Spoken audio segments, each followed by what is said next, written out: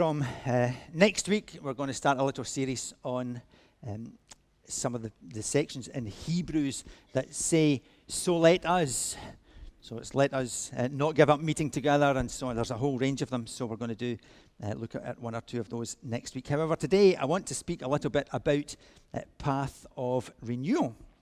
If you've been around this congregation for the last sort of 18 months or so, you'll have heard us talking about it. And you might also be conscious that over the last 6 or 7 months, I've not really mentioned it. And I'm going to explain a little bit why that is and what has happened about it. A year passed in December. This congregation, along with 22 others, was picked to be part of a pilot scheme by the central committees of the church. It's called the Path of Renewal. These committees had agreed that, by and large, what churches, Church of Scotland congregations were doing had become less and less effective over the years. The way we organise church, the way we run church, the times that we have church are designed for an age which no longer exists. When we set 11 o'clock to help the farming community get their work finished, there was no mention of the fact that there would also be football and tennis and rugby and gymnastics and everything else. Times have changed. The world has changed around about us, and church no longer has a central place in society. And the way that we describe that's kind of way of organising things is called attractional. It's all about getting people to come to us, to join in with us, to become like us, and to replicate us. We want people to come along and join in what we are already doing. If you think back, there were days when you left school and you got a job and your whole working life was with the one company. Both my grandparents worked their whole lives in the steelworks at Glengarnock, which no longer exist. This is now the third thing, I'm losing count, the third thing that I have trained for, and I'm still quite young-ish. But actually nowadays, people, if they think there's more money or better prospects or something at another company, they are much more likely to simply go to that other company. There's no commitment to staying with the people who have taken you on. I'm not saying that's a good thing or a bad thing. I'm just saying that's the way it is. There were days when the church had a voice in society. There were times when the General Assembly was reported in the papers. You would open up the Herald, the Glasgow Herald, or the Scotsman, and there would be column inches about debate and decisions that were made at the General Assembly of the Church of Scotland. I even remember when it used to be on the telly. I think last year it was on BBC Alba and the Gaelic. Everything has changed. Generations of people have grown up never entering a church. They've got no idea of what happens inside the building. They may not even know if it still functions or not, because by and large, it's closed for most of the week. They've got no knowledge of the Bible. They've got no concept of who Jesus is, and they're unwilling to commit to any organisation. Golf clubs, bowling clubs, all of these groups are finding it more and more difficult to get people to commit. We're not alone in that. That is a fact of life. So, with all of that in mind, the Church of Scotland, as I say, decided to try something new. It's not the first time. They've talked about it for a long time. I was reading a quote, I can't remember who, it was an American minister who said, Presbyterians are great at talking. In fact, we sometimes talk about something for so long we think we've done something.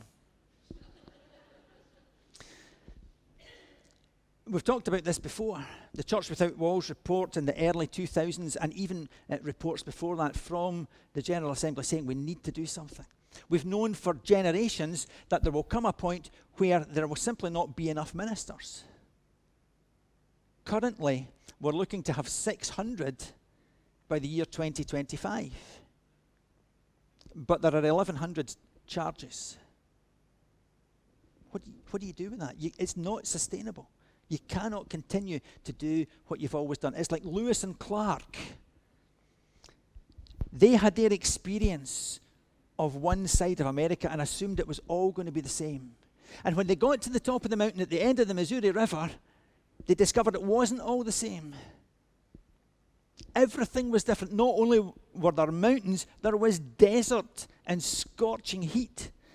There were natives who were going to attack them. There was all sorts of stuff that they had to face. And so they had to learn as they were going to do things differently. When we were chosen, there was excitement. We had a really good session meeting when the folks came from Edinburgh to talk about Path of Renewal and what it might mean, and they sold it to us really well, and we were all convinced that it was going to be great and it was going to do wonderful and amazing things. I went off then to different training events. I read all of the books that they recommended, and people volunteered to join in the local group to take things forward. So just as a matter of interest, if you're on the Path of Renewal group and you're here today, could you stand up just very briefly? I'm not going to get you to do anything, just to stand up so that folk can see. Oh, there's 1, 2, 3, 4, 5 upstairs. Excellent. Okay, so these are the folk that we're talking about if you've not met them or seen them before. Thank you very much. What happened, though, was that the folks who are organising the process halfway through the year changed the goalposts. Because it's a pilot scheme. They thought it was going to go in one direction, and actually, with hindsight and with reflection, and as speaking to the ministers and the congregations that were involved in it, what we discovered was it was going to go somewhere else. And so what happened was that the initial enthusiasm, we were told, oh, you have to wait. And we kind of lost out a wee bit on that because we were already doing a lot of things that they were suggesting at that point that we should be doing. And we were doing them anyway. So we were kind of waiting for other folk to catch up and then discovered that we weren't doing that at all. So there was quite a long period where it seemed as if nothing was happening. They're starting now to think about how to introduce the next lot of churches into this process, because that was part of it from the beginning. Those of us that were in the first lot were to help and encourage the next lot as they came on. It looks like they're going to do applications in October or November so that these next congregations will start in January 2018, a year from now. And we are still to be expected to help and support the new groups. But they are not going to sell it to them as they sold it to us. Because they sold it to us as 3 years in and everything will be great. That's not what's happening. I hope it still happens, but I do expect there to be changes, but that's not in the way that they sold it. So they're thinking about and having to think about what they're saying to these new folks as they come along. Because actually, it's not just something you do for 3 years. This has to be something that we do for generations. Because everything has to change, because everything has changed in the world already.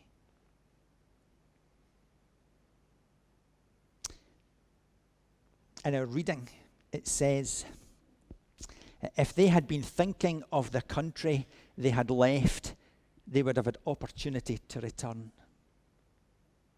If they'd been thinking of the country they'd left, they would have opportunity to return. And when you look through the history of the children of Israel, how many times did they say, if only we were back in Egypt? If only you hadn't brought us here? If only you were... It's easy to look back to the past. I've got a little picture, hopefully, of a caterpillar.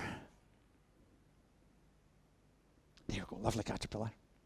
Now, what you'll notice about a caterpillar, if you ever watch one move, is that its back comes in, and it bends up in the middle, and then its head goes out. And its head can only go so far if it wants to stay attached to the body. Because then it has to kind of concertina in again, and you get the bump, and then it moves, and us.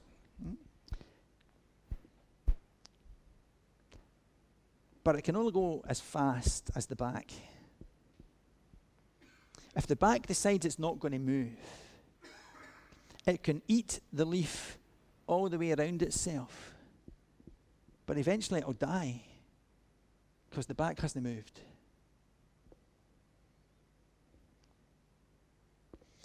The Church of Scotland structure and organisation we have tweaked over the years, but essentially it hasn't moved.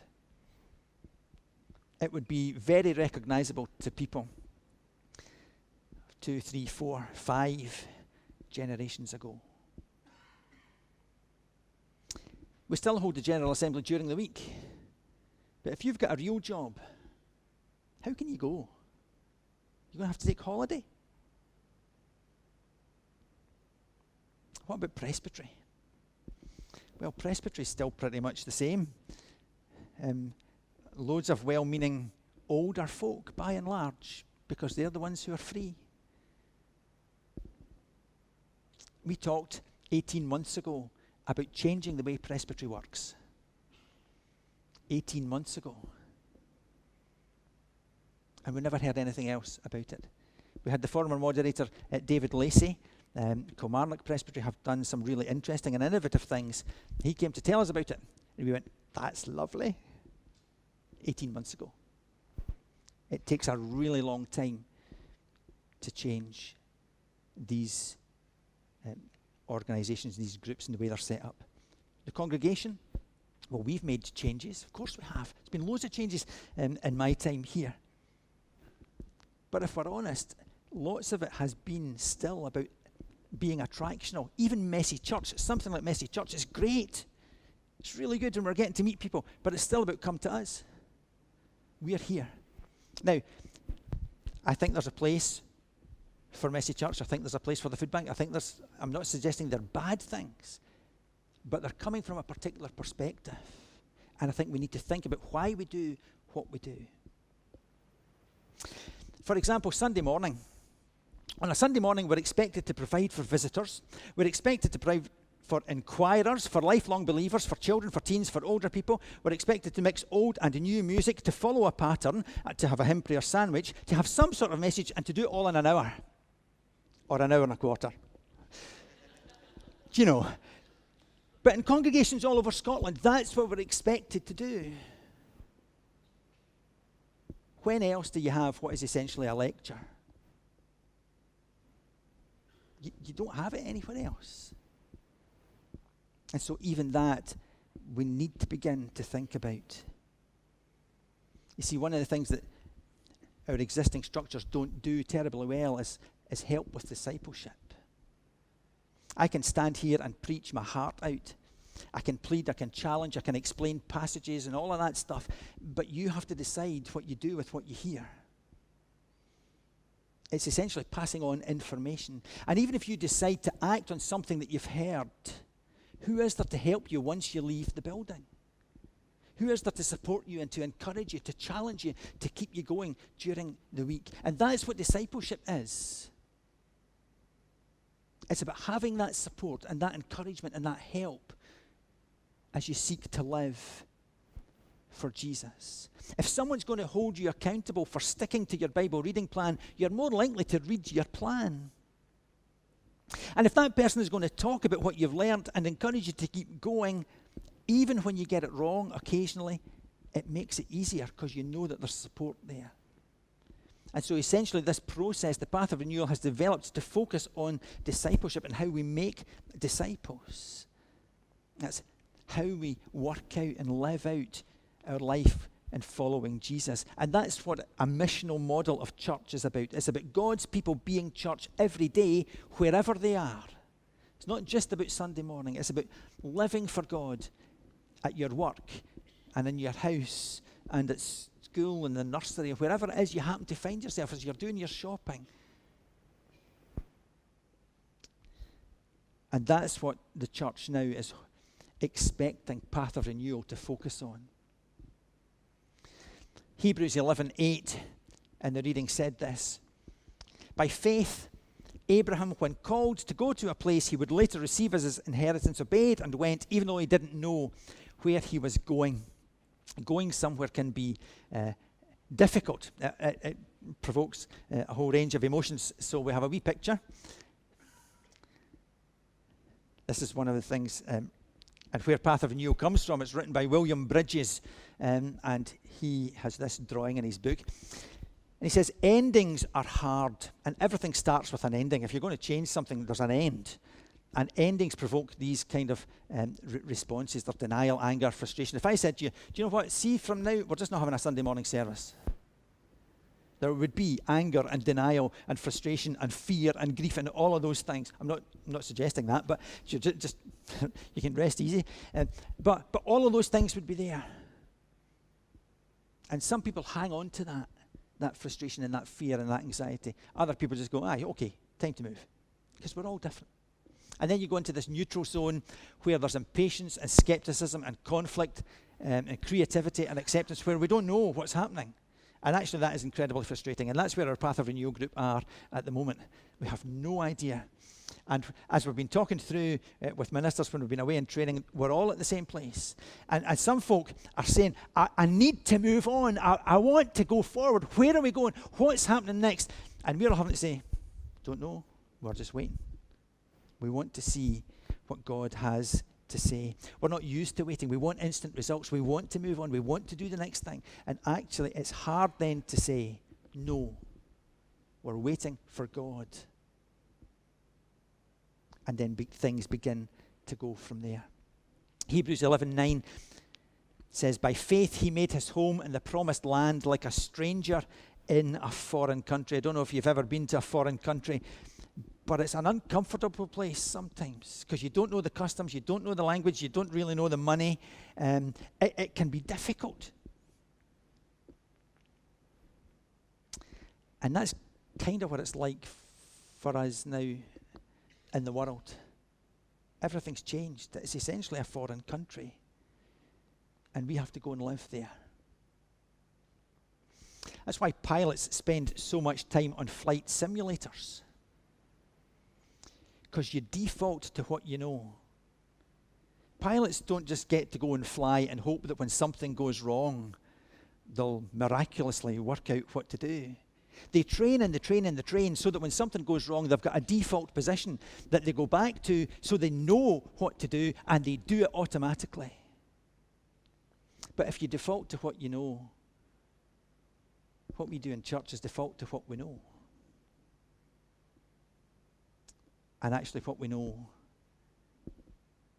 is becoming less and less effective.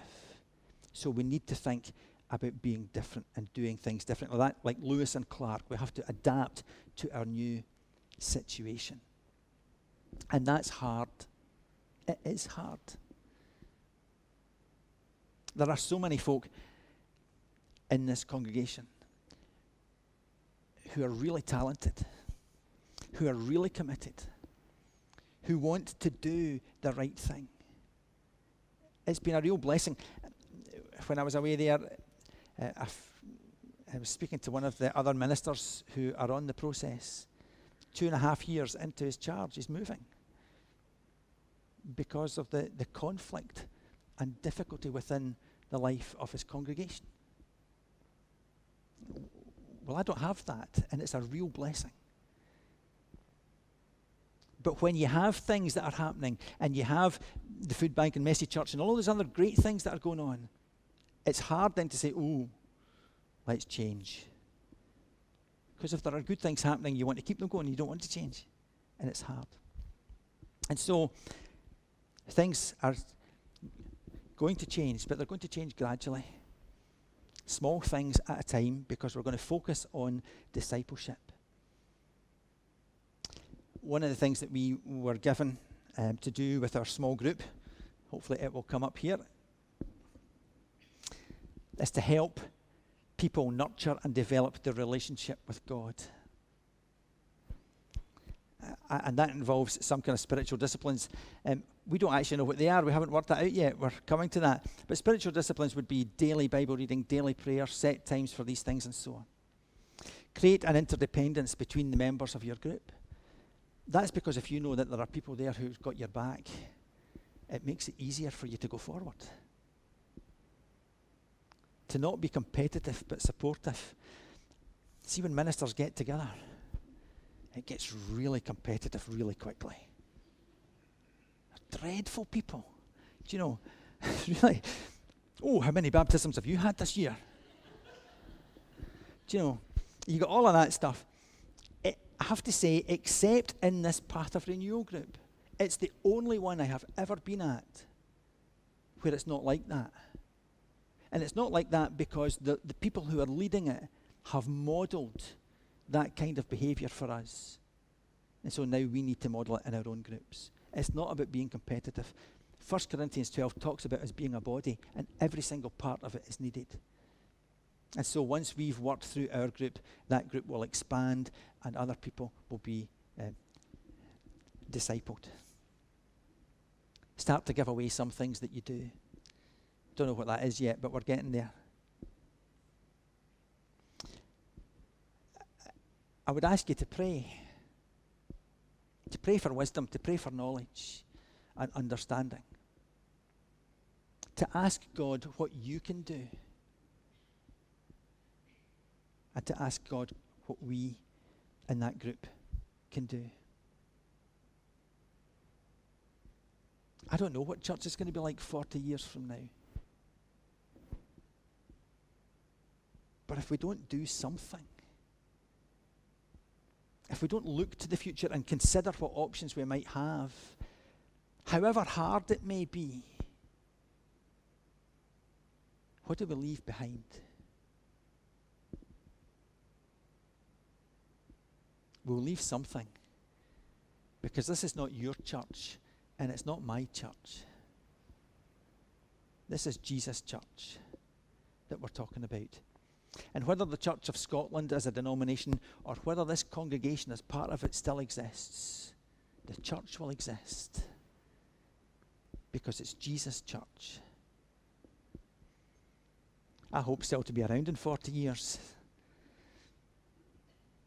And I hope to have left something of value for the people who come between now and then. It might not look like this,